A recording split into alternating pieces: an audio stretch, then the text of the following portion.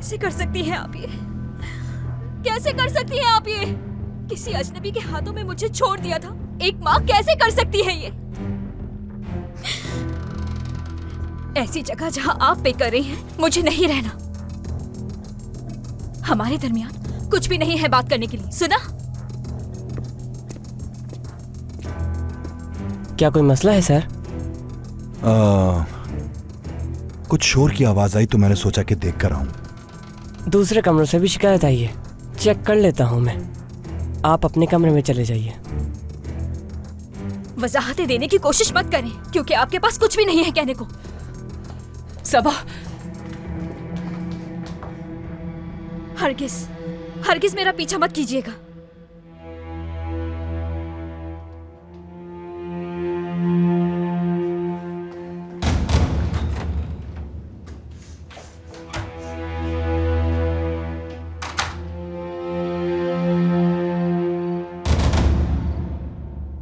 मैं कल मजार पे जाऊंगी। क्यों? दुआ करने तुम भी मेरे साथ चलना। लेकिन मुझे कल अपनी एक दोस्त से मिलने जाना है। मना कर दो उसे कॉल करके। तुम मेरे साथ चलना और दुआ करना। ठीक है दादी, मैं कल आपके साथ चलूंगी।